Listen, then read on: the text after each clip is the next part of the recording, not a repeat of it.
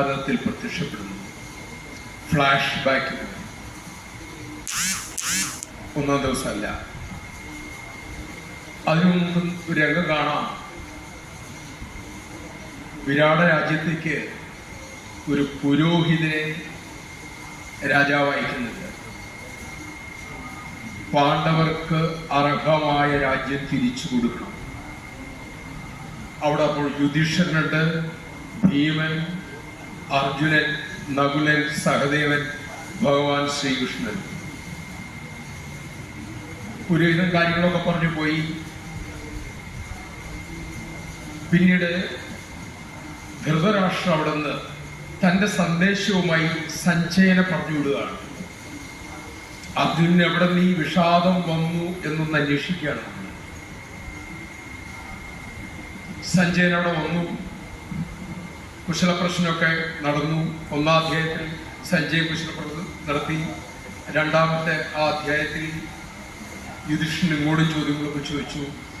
അടുത്ത അധ്യായത്തിൽ സഞ്ജയൻ താൻ കൊണ്ടുവന്ന ധൃതരാഷ്ട്ര സന്ദേശം അറിയിക്കുക. ചെറിയ അധ്യായമാണ്. അതിൽ പറയുന്നത് നിങ്ങൾ അറിവുള്ളവരാണ്. ചുരുക്കി പറയാൻ ആശയം, നിങ്ങൾ അറിവുള്ളവരാണ്.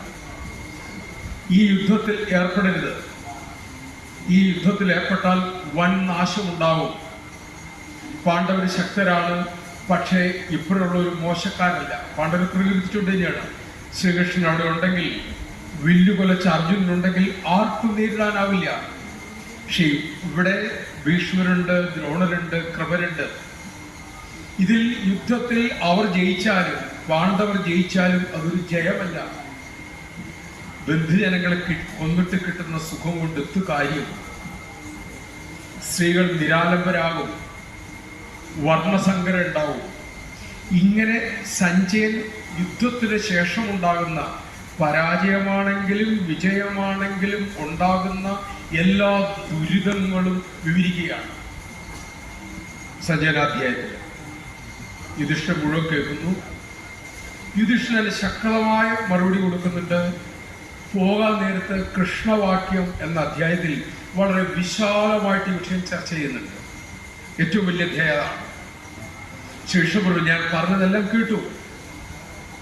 നിങ്ങൾ ധർമ്മോപദേശം പറയാനാണ് ഇവിടെ വന്നത്. ഈ ധർമ്മോപദേശം പറയാനുള്ള നിങ്ങളുടെ യോഗ്യതയെക്കുറിച്ചാണ് എനിക്ക് സംശയം. അന്ന് ഉടുവസ്ത്രം ഉരിയെടുക്കാൻ നോക്കിയപ്പോൾ ധൃതരാഷ്ട്രർ ഉൾപ്പെടെയുള്ള ആരെങ്കിലും അത് തടഞ്ഞിരുന്നു എങ്കിൽ ഞാൻ അവർ നല്ലവൻ എന്ന് പറയുമായിരുന്നു. ഇന്ന് ഞാനത് പറയില്ല. ഞങ്ങൾക്ക് ലഭിക്കേണ്ട രാജ്യത്തെക്കുറിച്ച് ചർച്ച നടത്താൻ ഒരുക്കങ്ങൾ നടത്തിയപ്പോൾ നിങ്ങൾ ചോദ്യം ചെയ്യുന്നു. പക്ഷേ അന്ന് ആ സഭയിൽ നടന്ന അതിക്രമങ്ങളെക്കുറിച്ച് ചോദിക്കാൻ ഒരുത്തരും ഉണ്ടായിട്ടില്ല. കൊള്ളാം നിങ്ങളുടെ ന്യായങ്ങൾ. പരിഭാസത്തിൽ കുതിർന്നുകൊണ്ട് ശക്തമായ വാക്കുകളോടുകൂടി ഭഗവാൻ അമ്പകൾ എഴുതുന്ന പോലെയാണ് വാക്കുകൾ കൊടുക്കുന്നത്. എന്നിട്ട് ഒരു വാക്കൂടെ പറയുന്നുണ്ട്, ഞാൻ വരുന്നുണ്ട്. അന്ന് യുധിഷ്ഠിരന് പറ്റിയ വീഴ്ച നികത്താൻ പറ്റുമോ എന്നാണ് ഞാൻ നോക്കാൻ പോകുന്നത്. ശമത്തിനാണ് വരുന്നത്. അത് നടക്കും എന്നെനിക്ക് പ്രതീക്ഷയില്ല. ഒറ്റയ്ക്കാണ് വരുന്നത്. നടന്നാൽ അവർക്ക് നല്ലത്, നടന്നില്ല എങ്കിൽ കൗരവവംശത്തിന്റെ ഈ ധൃതരാഷ്ട്ര വംശത്തിന്റെ മുച്ചൂട് മൂടി എന്ന രംഗത്തിലേക്കായിരിക്കും പോവുക എന്നുകൊണ്ട് ഭഗവാൻ അത് പറഞ്ഞു നിർത്തുകയാണ്. ഇനി അർജുന വിഷാദ യോഗത്തിൽ, സാറ് പറഞ്ഞില്ല വിഷാദ യോഗമായത്, ആ അർജുന വിഷാദ യോഗത്തിൽ അർജുനൻ കരഞ്ഞ അവസ്ഥയിലെത്തി പറഞ്ഞത് മുഴുവനും സഞ്ജയൻ ഇവിടെ പറഞ്ഞ കാര്യങ്ങളാണ്. വേണ്ടാത്തത് കേട്ടിട്ടുണ്ടെങ്കിൽ മനസ്സിന്റെ അടിത്തട്ടത്തിലേക്ക് അത് ആഴത്തിൽ പോവുകയും പിന്നീട് എപ്പോഴെങ്കിലും നമ്മളെ പിടികൂടുന്ന ദുർഭൂതമായി അത് മാറുകയും ചെയ്യും.